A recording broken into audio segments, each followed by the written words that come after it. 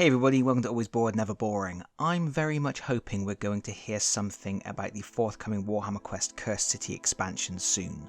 As such, the game has been on my mind. The fact I have been painting all the miniatures recently has played a part in that too. And I've been thinking, one of the things I would like to see a lot more of in the game are treasure cards. As you explore the Cursed City, you can search mysterious objects, allowing you to draw from a discovery deck, and this is how you will find valuable treasures. But really, there aren't a lot of different things to find, and I am getting a bit tired of drawing the same things all the time. In today's video, I thought I would talk about the different treasures and which ones I like the most. First though, a quick word on searching mysterious objects in this game. With the exception of salvage missions, the number of times you can search in any one journey is often rather limited. There is normally a set number of objects, giving you a finite number of resources. That means you tend to want to maximise the potential loot you are going to get from those objects. But how can you ensure you are in a position to claim all the shinies? To begin with, you have to keep in mind the carry limit of the heroes.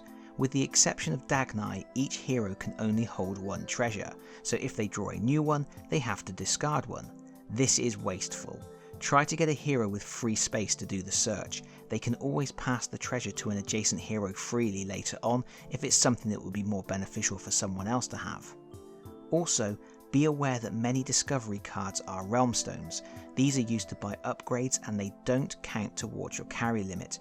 You can load up on those and still take a treasure card if you find one.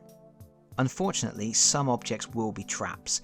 After resolving a trap card, you have the choice of drawing a new discovery card, and I would say this is normally worth doing unless the trap has left you badly wounded.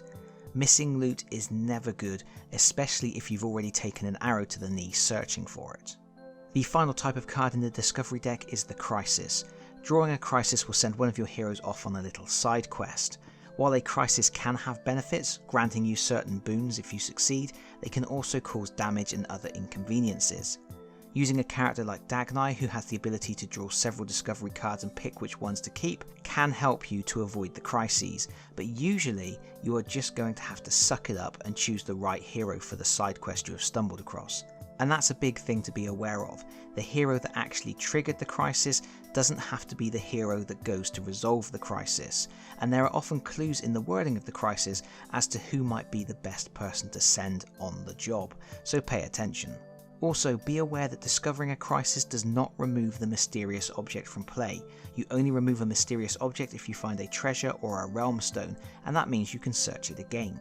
With that out of the way, let's move on to the actual treasure cards. I'm presenting these here roughly in order, starting with my least favourite, but this is a largely personal list, and I am sure other people have a very different idea about which items they find the most useful. Also, bear in mind, all of these items are single use. First, we have the bottom of the pile, Liquid Courage. Pick your hero or an adjacent hero. They are stunned but gain 1 inspiration point. I think if you are really struggling to inspire, or it's very early in the game and there isn't much you need to do on your turn, this can be worth it. But generally, I think this is a bit of a weak item, even if it is quite funny. Next is Vengeful Mirror. This is a weird one because the triggering condition is suffering exactly 1 damage from a weapon action from an adjacent enemy. That's a very specific criteria. If you meet the criteria, you can ignore the 1 point of damage and the attacker suffers 1 point, which isn't bad, but yeah, it's just a bit particular, and also some enemies have the chance to ignore damage they suffer, so the 1 point of damage isn't even guaranteed. Then we have Skeleton Key. You get to make a search or explore action using a dice with a value of 1 instead of 4. You still have to meet all the conditions for those actions though. The best thing about this item is, if you use it to search, you can draw 2 discovery cards and pick which one to keep, giving you a chance to avoid a trap or crisis. I always feel a bit disappointed when I find the key though, there are so many better things. The Vial of Concentrated Potency and the Soul Shot Reliquary hold the next spot jointly. The Potency Vial increases the damage of your next melee attack by +1/+2, while Soul Shot makes your next ranged attack a critical if it's successful. The problem is, you have to use the cards before rolling your dice to attack, so they either work or they are a complete waste. The idea is of course to give them to characters who are most likely to succeed. Calathis should have Soul Shot for example, but even so, I seem to whiff the rolls every time I'm using these. Then we have Soul Scour Locket. It inflicts 1 damage on every adjacent enemy and hero. The reason I don't like this more is because heroes don't get a chance to defend against damage that didn't come from a weapon action, but enemies that can ignore damage do get a chance to defend. It's a weird technicality. Also, inflicting 1 damage on a hero is far worse than inflicting 1 damage on an enemy. Unless you have a lot of badly injured targets swarming you and your allies are out of range, I find the Locket a bit of a dud. Next up is the Screaming Balefire Cask. It inflicts 2 damage on 1 adjacent enemy. That's pretty good, as it's extra damage on top of any weapon actions. Just remember that enemies that can reduce or ignore damage still get to make their defense rolls against this. Ashes of Akshi is next, and this is a pretty decent AoE weapon. It only affects zombies, but you can throw it at a target up to 2 spaces away, and that zombie, along with any other zombie in its space or any adjacent zombies, are stunned. This can really help when you are being swarmed by the shambling horde, especially if Gorslav is on the board, making the zombies more active. Glowsand Hourglass. This is where we start getting to the really good stuff. Glowsand Hourglass lets you put the game timer back 1 space.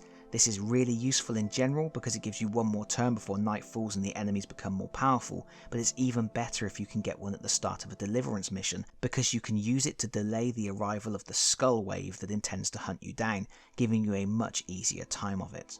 Next we have another joint entry, Vitalixer and Curse Catcher. One lets you prevent or remove disease, while the other lets you prevent or remove a curse.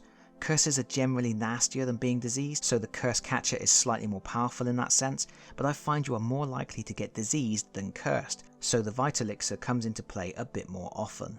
Either way, considering how few options there are for removing ailments in this game, both of these items are excellent. Shard of Night takes 3rd place on the list. You have to suffer 1 wound, and remember, heroes cannot defend against damage that didn't come from a weapon action, but for the rest of the turn your melee attacks are at +1/+2 damage. I don't normally like suffering wounds because they are so debilitating, but it's worth it for 1 really big turn. Give the shard to the ogre along with a few destiny dice and he can tear a room to pieces. This is an especially good item to give to the ogre once he has started to level up and has a few abilities that allow him to regenerate wounds quickly. The most important thing to remember about this item is you apply the damage immediately, which means you might have to give up 1 of your action dice before you start swinging, so factor that into your calculation. 2nd place goes to the Innocenser. It gets a bonus point for the cheesy name. This item prevents you from making any weapon actions in your turn, but also prevents any enemies from attacking you. While this item does only have limited kiting possibilities, remember enemies will prioritise a target they can attack over one they cannot, it's still incredibly useful. It's ideal for getting a squishy character like Cleona out of harm's way for a turn, but also, while it prevents the user from using weapon actions, it doesn't prevent the use of unique actions that don't include a weapon action. That means actions like Glimscry's Withering Hex and Cleona's Staff of Celestial Devastation are still fine to use. But we have reached our number 1 spot, and it is, drumroll please, the Potion of Coagulated Vitality. It's a health potion, with a funny Age of Sigmar name. It may seem a cop-out selecting a healing potion as the number 1 choice on my list, but honestly, taking damage in this game is so bad, and anything that lets you regain health is super powerful. Just a few knocks reduces your hero's fighting potential, and heroes who are knocked out rarely get a chance to re-enter the fray, so keeping your health topped up is essential most of the time. Coagulated Vitality is better than a regular recuperation action. You roll for each wound or grievous wound, and on a success you remove that token. There's a very high chance of completely healing all of your damage. Oh, and there are 2 of these potions in the Discovery deck. It's the only item that gets doubled up. I guess Games Workshop knew it was the best thing too. But I guess that's pretty much it. Let me know in the comments how wrong you think I am and which of the treasures you find the most useful or fun to use. Thank you so much for watching. If you've enjoyed this video, please consider pressing the like button. If you really enjoyed this video, please consider subscribing if you don't already do so. And hopefully, I'll see you all again very soon. Bye bye everyone. Bye bye.